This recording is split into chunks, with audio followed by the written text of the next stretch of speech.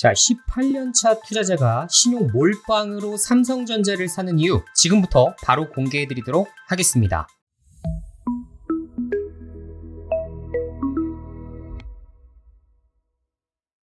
자, 안녕하세요. 주경야독의 이 대표입니다.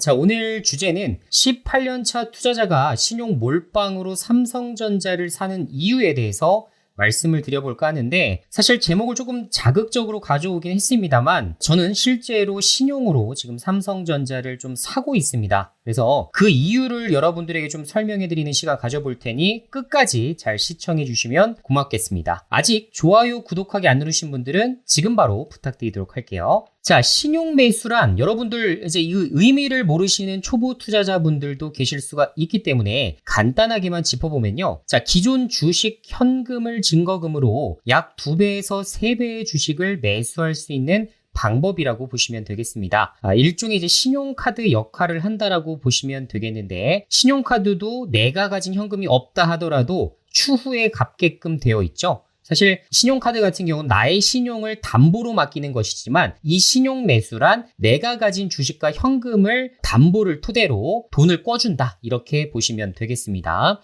보통 이제 융자액의 140% 이상을 유지해야 되기 때문에 가급적 높은 신용을 쓰시지 않는 것이 굉장히 유리하다, 이렇게 보시면 되겠고요. 자, 금융투자협회 신용공여 잔고 추이를 들어가면 사실 신용으로 얼마나 많은 사람들이 주식을 사고 있는지를 확인하실 수가 있는데요. 자, 지금 이 표를 보게 되시면 2021년도 8월 달에 24조 원을 피크로 현재 20조까지 좀 떨어지긴 했습니다만 아직도 신용 비율이 낮다고 보기는 굉장히 어렵다, 이렇게 좀 잘 기억하시면 되겠고요. 앞으로 이제 금융투자협회에서 여러 가지 자료들을 여러분들이 보실 수가 있기 때문에 이런 것들도 한번 참고를 해보시면 좋을 것 같습니다. 자, 이제 최근에 이제 이런 B2 신용매매가 굉장히 늘어나고 있는데, 그 이유 중에 하나가 2차 전지 대박을 노리면서 B2가 굉장히 많이 늘었어요. 자, 그러다 보니까 아까 말씀드린 대로 B2를 너무나 많은 금액으로 쓰다 보면 지금 담보 비율도 부족하고 증거금이 이렇게 부족하게 되면 어떻게 됩니까? 결론적으로는 반대매매를 당할 수밖에 없는데,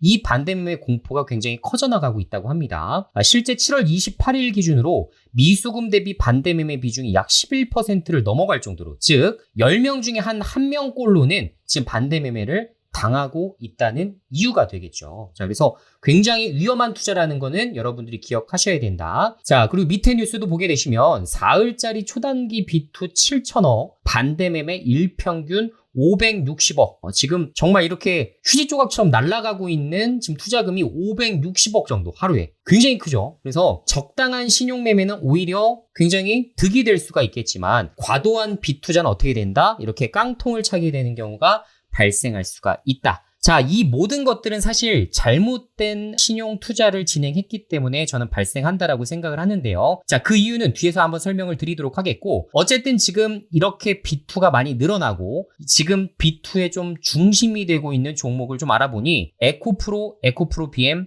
포스코홀딩스, 포스코 퓨처엠이 있습니다. 자, 뭔가 하여튼 우리가 굉장히 익숙한 종목이라고 볼 수가 있겠죠. 그래서 너무 과도하게 2차 전지로 쏠려서 B2가 진행되고 있다는 점도 사실 지금 투자자들이 좀 잘못된 부분으로 접근을 하고 있다, 이렇게 저는 보고 있습니다. 지금 이거 보게 되면 위에 뉴스 B2 도박 과소비 하고는 지금 빚을 탕감해준다라는 뉴스가 나오는데, 이게 지금 국가에서 굉장히 잘못하고 있는 부분이에요. 이게 뭐냐면 B2에서 수익이 나면 개인들이 다 가져가고, 그리고 B2에서 손실이 나게 되면 그 빚은 국가가 알아서 탕감을 해주고, 금융권들은 그것에 대한 이자도 받지 못하는 상황이 발생하기 때문에 굉장히 큰 모럴 해저드라고 볼 수가 있는 것이죠. 자, 그러다 보니 금융위에서도 불균형을 완화하기 위한 방안을 마련할 것이라고 하는데, 어떤 방안을 마련할지는 저도 모르겠습니다. 이게 제가 잘못됐다라고 생각되는 것들 중에 하나가, 생각을 해보세요. B2라는 거는 만약에 수익을 봐요. 자, 그러면 그거 다 누가 가져갑니까? 그 B2를 유발시켰던 그 투자자가 다 가져가죠. 우리한테 세금 내는 거 아니죠. 그죠? 우리한테 막 수익금을 나눠주는 게 아닙니다. 자, 그러다 보니까 과도한 개인들이 B2를 쓸만한 거죠. 그죠? 환경 자체가 국가에서 이렇게 보전을 해줘? 자, 그럼 한번 시도 한번 해볼까? 라고 생각을 할 수가 있을 거고, 국가 입장에서는 이거를 다 신용불량제로 만들 수가 없는 이유 중에 하나가, 안 그래도 지금 경제 성장률이 한국이 지금 OECD 국가 평균에 잘 미치지 못하는 지금 현재 저성장 구간에 돌입하고 있는데, 만약에 이렇게 젊은 층에서 B2가 발생해서 모두 다 신용불량제로 처리를 하게 되면 무슨 현상이 발생할까요? 자, 취업에 어떻게 보면 불이익을 받을 수도 있겠고, 그러다 보면 그 젊은이들이 다 어떻게 합니까? 인생을 포기하거나, 혹은 예를 들어서 정상적인 취업이 안 되다 보니 블랙마켓, 즉 이제 암흑의 세계로 갈 수가 있는 부분이죠. 그러다 보니 지금 국가 입장에서도 이러지도 못하고 저러지도 못하고 이런 상황이 발생하고 있습니다. 자, 우리가 알아둬야 될 사항은 과도한 B2는 투자 인생의 종말을 가져온다 라는 부분만 기억하면 될 것 같아요. 자, 그러면 제가 이 대표가 생각하는 현명한 신용매매는 어떤 것이 있는지를 제가 한번 설명드려 볼게요. 저는 이제 기본적으로 4가지 사항을 확인하면서 신용 매수를 하는 편인데, 자, 일단 첫 번째, 주식시장의 방향성을 판단해야 됩니다. 물론 지금 앞으로 코스피 지수가 몇 포인트까지 갈지, 코스닥 지수가 어디까지 갈지는 정확하게 예측하는 사람은 없을 거예요. 하지만 만약에 내가 주식시장이 앞으로 하반기에도 좋아질 것으로 본다면, 혹은 내년도 상반기까지 좋아질 것이라고 판단이 된다면 거기에 따라서 B2를 어느 정도 활용할 수는 있을 겁니다. 그죠? 이해가 되시죠? 자, 그리고 두 번째로 한번 볼까요? 회사가 우량한지를 한번 판단하셔야 됩니다. 만약에 내가 매수하려는 종목 자체가 만약에 재무적으로 굉장히 불안해요. 근데 그런 종목을 신용 매수를 토대로 산다? 잘못된 방향으로 또 손실이 날 수가 있겠죠. 그래서 회사가 굉장히 우량해야 된다는 걸 기억하셔야 됩니다. 왜? B2 자체가 리스크가 커요. 그죠? B2가 리스크가 큰데 거기다가 우량하지도 않은 회사를 산다? 그러면 리스크를 떠안는 꼴이 됩니다. 절대로 그렇게 매매를 해서는 안 된다라는 말씀을 드리고, 자, 세 번째로는 기업의 전망은 어떠한지도 판단을 해보셔야 돼요. 자, 예를 들어 여러분들이 사시려는 그 종목이 지금 현재 가장 쉽게 볼 수 있는 건 증권사 레포트를 볼 수가 있겠죠. 증권사 레포트에서 이 종목은 앞으로 안 좋아질 것 같아, 혹은 이 종목은 어디까지 좋아질 것 같아 라는 전망, 이런 레포트들을 확인하면서 각각의 이제 통계 자료, 이런 것들을 잘 정리해 주지 않습니까? 이것을 여러분들이 이 자료를 잘 활용해서 이 기업은 그래도 앞으로 괜찮아지겠다라는 자체적인 판단을 가져가셔야 됩니다. 그렇죠? 자, 그리고 마지막으로 리스크가 크진 않은지를 보셔야겠죠. 그죠? 지금 내가 안 그래도 지금 현금이 부족하고 손실이 엄청나게 많은데 여기다가 또 과도한 B2를 토대로 더 큰 손실이 야기하면 안 되기 때문에 내가 지금 스스로 봤을 때 내가 한 1억 정도의 빚을 졌을 때 내가 이 이자 비용 정도는 내가 감당이 가능한가를 스스로 어느 정도 또 판단을 해보셔야 돼요. 이 모든 것들은 여러분들의 가지각색의 상황들이 모두 다르기 때문에 자체적으로 자율적으로 판단하시는 것이 가장 중요합니다. 자, 그래서 제가 이제 현명한 신용 매매를 하기 위해서 4가지 조건 이렇게 확인한다고 했는데, 주식시장의 방향성이 올라간다면 오케이, 그리고 회사가 우량하다 오케이, 기업의 전망이 앞으로 좋아질 것 같아요 오케이, 그 다음 리스크가 크지 않다 오케이, 이 4가지가 모두 이렇게 충족이 됐을 때 나는 어느 정도의 신용을 활용해도 되겠구나 라는 걸로 여러분들이 판단하실 수가 있는 거죠. 자, 그러면 이 모든 것들에 해당되는 종목이 뭐가 있을까를 봤을 때 가장 우리가 쉽게 머릿속에 떠올릴 수 있는 종목은 단연 삼성전자라는 종목이 되겠습니다. 물론 여기서 이제 또 하이닉스, LG전자 여러 가지 종목들이 있겠지만 사실 하이닉스 자체는 지금 현재 어떻죠? 적자 종목을 탈피하는 것이 매우 어려운 상황이기 때문에 당장 단기적으로도 중기적으로도 재무적인 리스크가 그래도 다소 적은 삼성전자를 택하는 것이 더 합리적이지 않을까? 저는 이런 생각을 하고 있고요. 자, 그러면 제가 왜 신용으로 매수를 하고 있을까? 현금이 너무 없어서 오링이 나서 신용으로 매수를 하고 있을까요? 자, 그렇진 않습니다. 제가 신용으로 삼성전자를 접근하는 이유는 첫째는 신용 매수하기가 용이하기 때문이에요.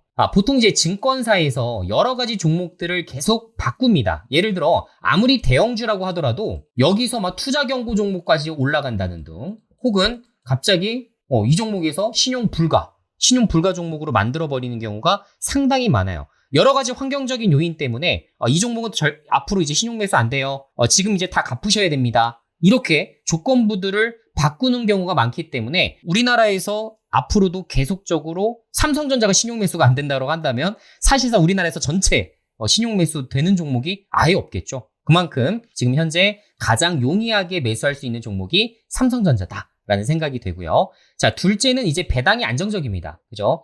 삼성전자 같은 경우는 분기 배당을 좀 실시를 하고 있고 자사주 매입과 소각도 같이 실시하면서 주주 환원적인 정책들을 많이 피고 있는데 어쨌든 현금 배당을 연간 대략 평균적으로 한 3% 정도를 지급을 해주고 있기 때문에 만약에 내가 신용으로 뭐 지금 6% 구간에 내가 빌려서 쓰고 있다 혹은 뭐 8%에 쓰고 있다 라고 했을 때에도 이 배당 수익률을 제외시키고서 그래도 요만큼의 리스크만 지고서 여러분들이 투자를 하실 수 있다라는 장점이 있겠죠.